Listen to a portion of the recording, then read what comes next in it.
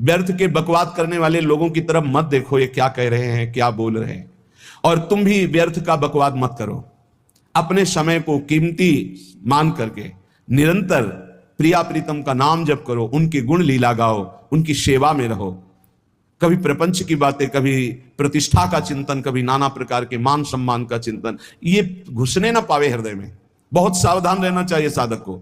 ऐसी बातें देखो मत, ऐसी बातें सुनो मत जिससे तुम्हारा हृदय उद्विग्न होकर प्रभु का चिंतन छोड़ दे। बंद करो अभी। अन्य लोगों के संग का त्याग कर दो, जो भगवत विमुख वार्ता करते हैं, संत निंदा करते हैं, दूसरों की निंदा करते हैं। कुछ हाथ नहीं लगता, ये लोग दुर्गति को प्राप्त होने वाले हैं। भक्तन निंदा अति बुरी भूल करे जिन कोय, किए सुकृत बहु जन्म के छिन्न में दारे खोए।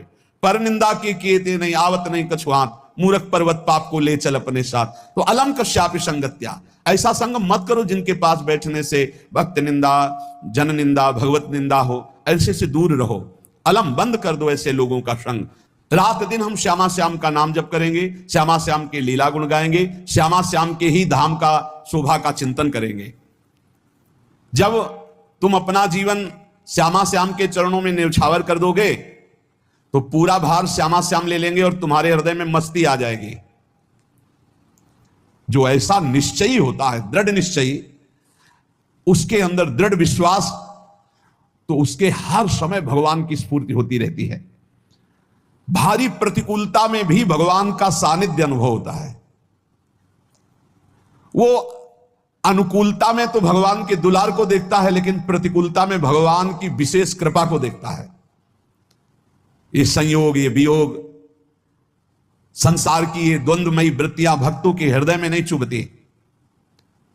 आए की हुज्जत नहीं, गए की तलाश नहीं, क्योंकि नित्य संयोग भगवत स्मृति के प्रभाव से प्रभु का रहता है।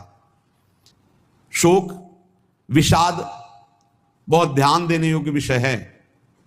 तभी लोगों को ऐसा लगता है कि ऐसा कैसे हो सकता है। भक्त के चरित्रों को जब सुनते तो लगता है ऐसा कैसे हो सकता है, ऐसी परिस्थिति में भी ऐसा कैसे हो सकता है।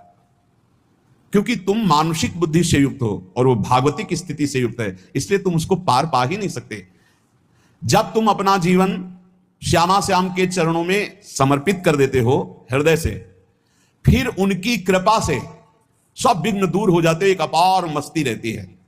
नहीं तो शोक, विषाद, दुख, क्लेश, कष्ट, संताप, भय, उद्वेग, ये सदैव सताते रहते हैं।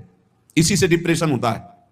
बार बार नकारात्मक चिंतन, शोक, विषाद, दुख, चिंता, क्लेश, संताप, भय, उद्वेग, यही पूरे मानसिक स्तर को नष्ट कर देते हैं। उत्साहहीन जीवन हो जाता है।